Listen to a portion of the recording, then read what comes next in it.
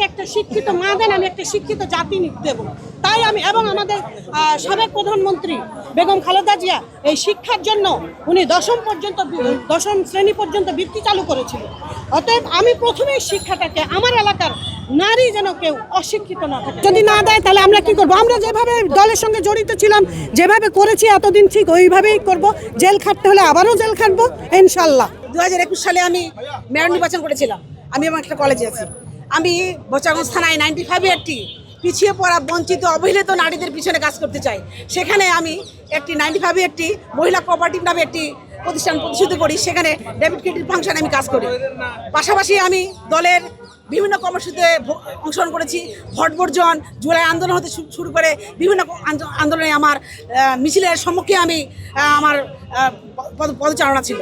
আমি আশাবাদী, যদি আমাকে মহান সংসদে যদি আমাকে কথা বলার সুযোগ করে দেয়, তাহলে আমি অবশ্যই এই পিছিয়ে পড়া, বঞ্চিত, অবহেলিত নারীদের নিয়ে আমি কাজ করতে চাই। নারী সহিংসতা, বাল্যবিবাহ প্রতিরোধে, আমি মাদকদ্রব্য নিয়ন্ত্রণে এবং শিক্ষা এবং স্বাস্থ্য নিয়ে আমি কাজ করতে চাই।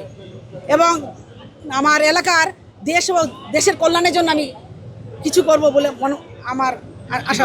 সাক্ষাৎকারে বললেন যে আপনি কি করেন। আমি বললাম যে আমি বোচাগঞ্জ উপজেলার বর্তমানে ভাইস প্রেসিডেন্ট, মহিলা দলের থানা সভানেত্রী, আমি জেলা মহিলা দলের জয়েন্ট সেক্রেটারি, উপজেলা পরিষদের আমি সাবেক মহিলা ভাইস চেয়ারম্যান। এই দিনে আমি 14 সালে নির্বাচিত হয়েছি এবং 21 সালে আমি বিএনপি থেকে মনোনীত আমি মেয়র নির্বাচন করেছিলাম। আমি একটা মহিলা কোঅপারেটিভের চেয়ারম্যান 2 বার নির্বাচিত। আমি একটি সংগঠনের একটি জাতীয় পাঠাগারের আমি সাংগঠনিক সম্পাদক এবং ছাত্র সংসদ নির্বাচন করেছি 92-তে। সেখানে ছাত্র সংসদে আমি ছাত্র বিষয়ক সম্পাদিকা নির্বাচিত হয়েছি। যে 17টি বছর এবং আমি ক্লাস 9 থেকে রাজনীতি করেছি মির্জা আলমগীর স্যারের হাত ধরে।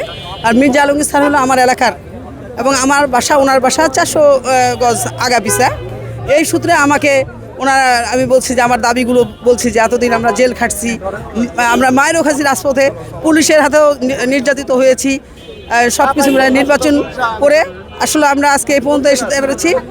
এই সূত্রে আমি আমার দাবি নারীর উন্নয়ন নিয়ে কাজ করব। আমি যে আমরা দলের জন্য অল টাইম টাকা খরচ করতেছি, দলের জন্য, এই দলকে ভালোবাসি। এই 17 বছর আমরা নির্যাতিত ছিলাম, তবুও দল ছেড়ে দেয়নি। আমি ওখানকার দীর্ঘ 2 দশকের সভাপতি। আমি ওই বিএনপি মহিলা দলের। এই 50,000 টাকা দল আমাকে দিলে আমি নিব না। দলের জন্য ব্যয় হোক, আমি এটাই চাবো। দলের কাজে আসুক। আমাদের দার্শনিক বলেছিল না যে আমাকে একটা শিক্ষিত মা দেন, আমি একটা শিক্ষিত জাতি দেব। তাই আমি এবং আমাদের সাবেক প্রধানমন্ত্রী বেগম খালেদা জিয়া এই শিক্ষার জন্য উনি দশম শ্রেণী পর্যন্ত বৃত্তি চালু করেছিল।